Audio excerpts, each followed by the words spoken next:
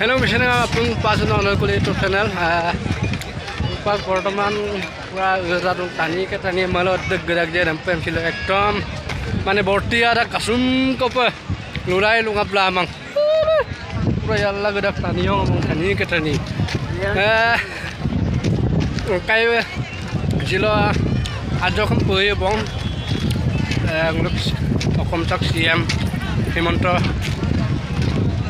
Victor Sharma. Dangoria, and I have all of Passot, Silo. Hello, let's run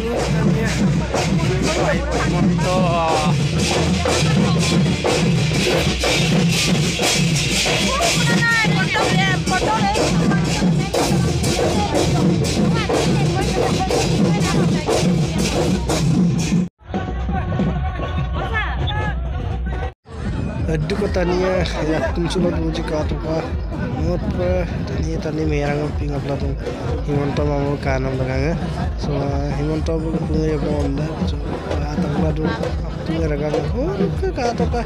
Tanio, Merang.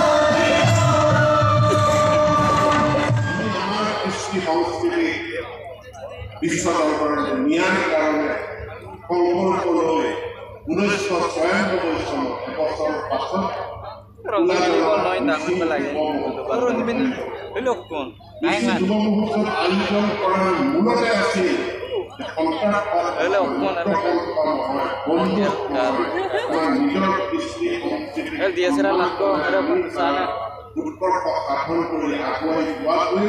যুৱ শক্তিৰ কথিত দায়িত্ব আৰু কৰ্তব্য 1994 চনৰ মিছিল যুৱ মহোৎসৱ সেই সময়ত বহুত অৰ্থ নাছিল, ব্যৱস্থা নাছিল, গতিকে এনেকুৱা পেণ্ডেল নাছিল, এখন মাত্ৰ মঞ্চত এই প্ৰতিযোগিতা অনুষ্ঠিত হৈছিল আৰু যেতিয়া 30জনী ছোৱালীয়ে সেই মঞ্চখনৰ ওপৰত নাচিছিল পৰীক্ষাৰ মনত আছে সেই মঞ্চখন যেতিয়া লৰিছিল তাৰ ফলৰ মহাত্মাবিলাক কুলুক কুলুক আছিল স্বেচ্ছাসেৱকসকলে তলত সোমাই ওপৰত ছোৱালীয়ে নাচিছিল অলপ ডেকা ল'ৰাবিলাকে মঞ্চখন যাতে ভাগি নপৰে তাৰ কাৰণে ধৰি ৰাখে বহুতো প্ৰতিনিধিয়ে খাবলৈ সময়মতে ভাত খোৱা নাছিল মই গোটেই নিশাত কৰি নিজে ৰান্ধনি শালত থাকি ভাত ৰান্ধিছিল তাৰ পৰা আহি নৱম বিশেষ যুৱ মহোৎসৱ ই এটা আন্দোলনলৈ ৰূপান্তৰিত উপযোগী ঠাই বিচাৰি তিব্বত অভিমুখে প্ৰব্ৰজন কৰিছিল পৰৱৰ্তী সময়ত বাসোপযোগী ভূমি আৰু সাৰুৱা মাটিৰ সন্ধান বিভিন্ন ঠাই অতিক্ৰমি মিচিংসকলে অৰুণাচল প্ৰদেশ আৰু পৰ্যায়ক্ৰমে অসমত প্ৰৱেশ কৰি ব্ৰহ্মপুত্ৰৰ উত্তৰ পাৰৰ বিস্তীৰ্ণ অঞ্চলত উপনৈসমূহৰ পাৰৰ কৃষি উপযোগী অঞ্চলসমূহত বসতি কৰিবলৈ লৈছিল অসমলৈ আহোমসকলৰ আগমনৰ পূৰ্বৰ পৰাই মিচিংসকলৰ আগমন ঘটিছিল আৰু এইখিনি সময়ত তেওঁলোকে চুতীয়া ৰাজ্যত বসবাস কৰিছিল মিচিংসকলে সপ্তদশ শতিকামানৰ ভিতৰতে পূব শদিয়াৰ পৰা পশ্চিমে দিয়াভৰালীলৈ আৰু উত্তৰে জোনাইৰ পৰা দক্ষিণে তিনিচুকীয়া ধনশিৰি পৰ্যন্ত বিয়পি পৰিছিল মিচিংসকলৰ অসমলৈ প্ৰব্ৰজন বিভিন্ন সময়ত বিভিন্ন বাটেৰে হৈছিল আৰু খেলৰ ভিন্নতা অনুযায়ী এই প্ৰব্ৰজনো বেলেগ বেলেগ হৈছিল মিচিং জনগোষ্ঠীৰ লোকসকলে ৰাজ্যৰ অন্যান্য জনগোষ্ঠীৰ সৈতে সমন্বয়েৰে বসবাস কৰি অসমীয়া জাতিসত্তাক এক নতুন মাত্ৰা সংযোগ কৰিছে বুৰঞ্জীবিদসকলৰ মতে আহোমৰ তৃতীয়জন ৰজা সুবিনফাই হিংগুলি নামৰ এগৰাকী মিচিং জীয়ৰীক বৰ কৰি পাতিছিল তেওঁৰ মিচিং নাম আছিল ৰহিলা এনেদৰে মিচিংসকলৰ সৈতে সমন্বয়ৰ সাঁকো গঢ়াৰ উপৰি তেওঁ ককা চাংপাং গুণ বৰগোহাঁই পাতি মিচিংসকলক প্ৰশাসনৰ অংশীদাৰ কৰিছিল মিৰি বৰগোহাঁই বুলি খ্যাত এইগৰাকী বিষয়াই স্বৰ্গদেউ চুকাফাৰ শাসনকাললৈ আহোমৰ দ্বিতীয়গৰাকী ঘাই মন্ত্ৰী হিচাপে কাৰ্যনিৰ্বাহ কৰিছিল